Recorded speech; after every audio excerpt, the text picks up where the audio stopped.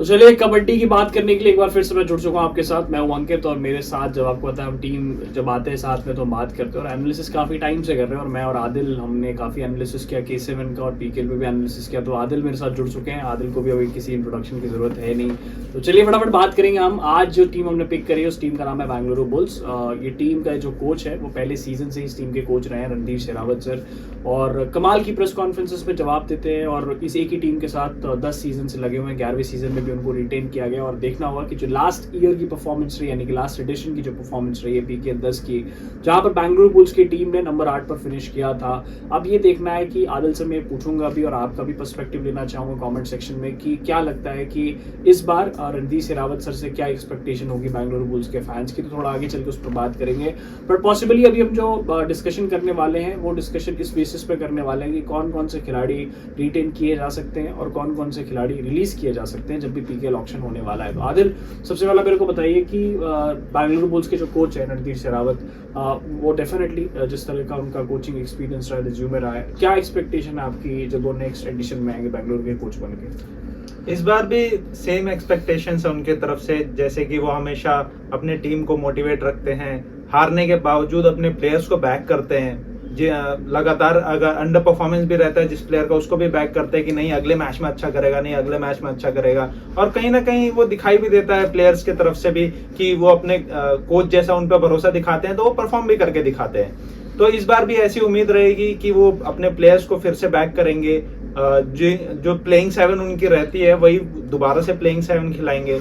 लेकिन इस बार ऐसा जरूर हो सकता है कि कुछ बड़े नाम जो हैं उनको रिटेन ना करें, कई सारे प्लेयर्स को रिलीज भी कर सकते हैं वो। तो देखिए इसमें कुछ नाम मैं लेना चाहूंगा। यहाँ पे जैसे भरत हुड्डा की बात कर लेते हैं। जब शुरू में हमने देखा PKL 10 हुआ तो भरत हुड्डा को बहुत चांसेस दिए गए। ठीक है, वो उनका एक तरीके से परफॉर्म उन्होंने किया कुछ मैचेस में उस तरह से वो परफॉर्म नहीं कर पाए।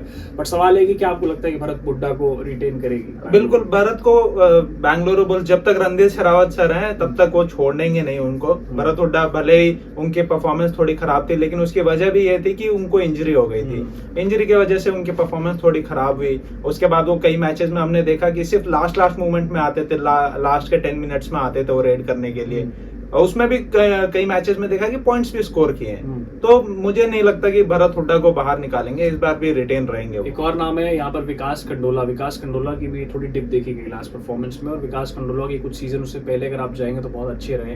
उन्होंने भी अच्छा परफॉर्म किया, बट जैसे सीजन आता है और रेडर के जो सबसे खास बात होती है कि जैसे एडिशन आता है आपकी एजिलिटी इंप्रूव होनी चाहिए जैसे आपके सीजन आते हैं। अगर आपका कोऑर्डिनेशन, आपकी एजिलिटी इंप्रूव नहीं हो रही हर सीजन के बाद, अगर मूवमेंट आपका तेज नहीं हो रहा, अगर आप रेड कर रहे हो, कोई रेड 10 सेकंड की कर रहा है, कोई रेड 7 सेकंड की कर रहा है, कोई रेड 1 मिनट की कर रहा है, कोई जिस तरह से भी कर रहा है, आपकी टाइमिंग में जो डिफरेंस है ना वो बताता है कि रेडर कितना तैयार है, कितना परिपक्व है जब आपका नया एडिशन निकल करके आता है। तो एजिलिटी में क्या देखते हो? आपको लगता है कि विकास कंडोला को रिटेन करेंगे और क्या लग रहा है उनकी परफॉर्मेंस कहाँ डिप कर गई? 19 मैचेस में उनके 70 पॉइंट थे पिछले सीजन और 33% का स्ट्राइक रेट था, जो कि बहुत लो था। एक विकास कंडोला जिनको हम जानते हैं जैसे हरियाणा स्टीलर्स में वो लगातार परफॉर्मेंस देते थे, हालांकि पिछले एक सीजन या 2 सीजन से बेंगलुरु बुल्स के साथ हैं। पिछले सीजन 9 में थोड़ा अच्छा भी किया था, लेकिन सीजन 10 में काफी डिप हुआ उनका परफॉर्मेंस।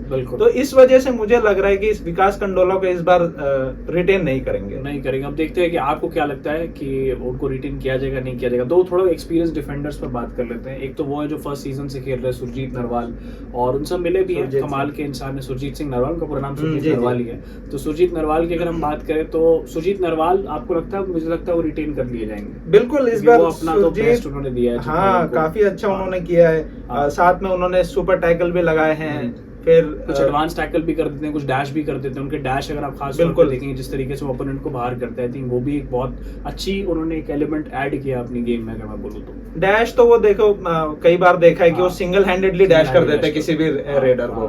तो उनका वो मतलब उनका सिग्नेचर मूव है डैश उनका, काफी अच्छा खेलते हैं वो। बिल्कुल। और अगर हम बात करें रण सिंह रनिया की, क्योंकि वो भी बहुत एक्सपीरियंस्ड हैं, काफी टाइम से वो भी खेल रहे हैं, उनको लगता है रिटेन किया जाएगा क्योंकि उन्होंने भी किया है लिमिटेड रण सिंह पिछले सीजन में हमने देखा कई सारे मुकाबलों में ना उन्होंने अपने दम पे बेंगलुरु बुल्स को वो गेम में लेके आए। वो सिर्फ डिफेंस में नहीं, रन सिंह ने ना रेडिंग में भी पॉइंट्स लेके आए हैं वो, और वो ऐसे मतलब बैक होल्ड स्पेशलिस्ट है, वो पीछे से पकड़ देते किसी भी रेडर को तो छोड़ाना मुश्किल हो जाता है। अब वो कई बार हमने देखा कि सुपर टैकल सिचुएशन में वो सिंगल हैंडेडली रोक लेते थे, किसी और डिफेंडर की जरूरत भी नहीं पड़ती थी। सही बात है। और क्या लगता है वो कौन रिलीज हो सकता है पॉसिबली बेंगलुरु की टीम से? मुझे लग रहा है सौरभ नंदल जो शुरू में कप्तान थे, उनको इस बार रिलीज कर दिया जाएगा क्योंकि उनकी परफॉर्मेंस थोड़ी खराब थी। Saurabh Nandal, just in case आपने फॉलो नहीं किया पीकेएल 10 तो मैं बता देता हूँ, कैप्टन थे बेंगलुरु बुल्स के, और एक्सपेक्टेशन ऑब्वियसली कैप्टन से दो तरीके की होती है। एक तो आप एज अ प्लेयर कितना कंट्रीब्यूट कर रहे हो, फिर एज अ कप्तान आपकी टैक्टिक्स कितनी अच्छी चल रही है।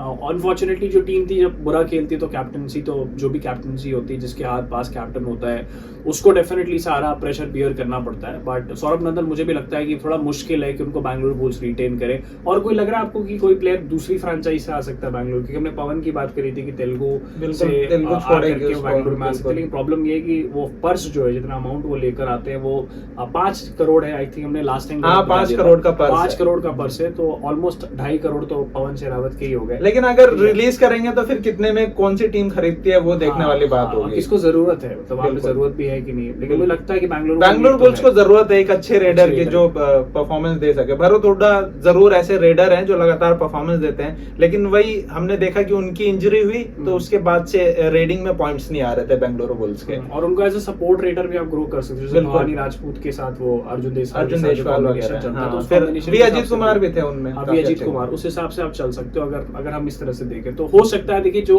परमुटेशन कॉम्बिनेशंस बता रहे कि हरियाणा की टीम में मुझे नहीं लगता जरूरत है वहां पे। मोस्ट प्रॉब्लम एक रेडर थे बेंगलुरु बुल्स में अभिषेक सिंह करके, लेकिन उनको उतने मौके नहीं मिले, थोड़े बहुत मौके भी मिले तो उसमें वो फेल कर गए। तो मुझे भी इस बार ऐसा लग रहा है कि अभिषेक सिंह को रिटेन नहीं करेंगे। हालांकि जब यू मुंबा में खेलते थे अभिषेक सिंह तो एक मेन स्टे रेडर थे टीम के, काफी अच्छा परफॉर्मेंस था यू मुंबा की तरफ से उनका, लेकिन बेंगलुरु बुल्स में आने के बाद उनका परफॉर्मेंस उतना अच्छा रहा नहीं। मोस्ट प्रॉब्ली जैसे आदिल कह रहे हैं, मुझे भी ऐसा लगता है कि बेंगलुरु बुल्स जो है जा सकती है पवन शेरावत के। बिल्कुल, अगर पवन को छोड़ते हैं तेलुगु वाले तो जरूर बेंगलुरु बुल्स जरूर जाएगी। पिछले ऑक्शन में भी हमने देखा था रणधीर शेरावत सर ने उन पे बोली भी लगाई थी, लेकिन 2.5 करोड़ रुपए देके उन्होंने खरीद लिया। तो और ये जरूर बताइए कमेंट सेक्शन में, एक दिन हम इस पे भी डिस्कशन करने वाले हैं कि अगर ऑक्शन जो होगा उसमें मोस्ट एक्सपेंसिव बाई कौन होगा, क्योंकि आपको सारे स्टैट्स पता है कि लास्ट एडिशन में किस प्लेयर के क्या स्टैट्स रहे हैं, कबड्डी अड्डा की साइट पे सारी चीजें अपलोड हो जाती हैं। तो क्या लगता है आपको कि कौन सा प्लेयर मोस्ट एक्सपेंसिव बाई हो सकता है? यूजुअली हम देखते हैं रेडर का ही एक्सपेंसिव बाईज में जाते हैं, तो क्या कोई डिफेंडर भी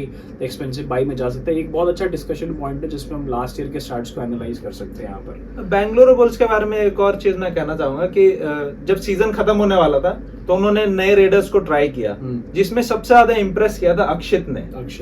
तो इस बार मेरे को पक्का यकीन है कि अक्षित को वो पक्का रिटेन करेगी बेंगलुरु बुल्स, और रणधीर शेरावत सर जैसे वो हैं यंग रेडर्स को बिल्कुल नर्चर करते हैं अच्छे से, तो वो करते हुए जरूर नजर आएंगे अक्षित। बिल्कुल, तो ये कुछ नाम है जो हमने बोला। अगर आपको कुछ और बताना हो कुछ बेंगलुरु बुल्स के बारे में, बिकॉज मैं सिर्फ एक लास्ट कमेंट करना चाहूंगा। बिल्कुल, आप लास्ट कमेंट। बस मैं ये बोलूंगा कि देखिए रणधीर शेरावत सर से ऑब्वियसली हमेशा एक्सपेक्टेशन होती है, और वाहिद ऐसा कोच है जो पहले सीजन से प्रो कबड्डी लीग में एक ही फ्रेंचाइज के कोच है। इसका मतलब कि कुछ फ्रेंचाइज ने उनका देखा है, जो उनका रिज्यूमे इतना स्ट्रांग है, जिस तरीके से उन्होंने प्लेयर्स को डेवलप करा है, तो उनसे ना उम्मीदें बहुत ज्यादा बढ़ जाती हैं इस बार अगले एडिशन में आकर के, क्योंकि ऑब्वियसली 8वें नंबर पर तो बेंगलुरु डिजर्व नहीं करती थी जिस तरह का परफॉर्मेंस उनका रहा है। और देखना होगा कि किस कॉम्बिनेशन के साथ जाते हैं, क्या पवन शेरावत को लेंगे, क्या कोई और दूसरा बड़ा रेडर आ सकता है। ये सारी चीजें ना अभी पता तो तब चलेंगी जब ऑक्शन होगा, बट यहाँ पे हम सिर्फ अंदाजा लगा रहे हैं और पूरे परमुटेशन कॉम्बिनेशंस के बेसिस पे उसको एनालाइज कर रहे हैं। तो आप बताइएगा कमेंट सेक्शन में कि आपके हिसाब से मोस्ट एक्सपेंसिव बाई कौन हो सकता है, क्योंकि हम जल्दी वो वीडियो करने वाले हैं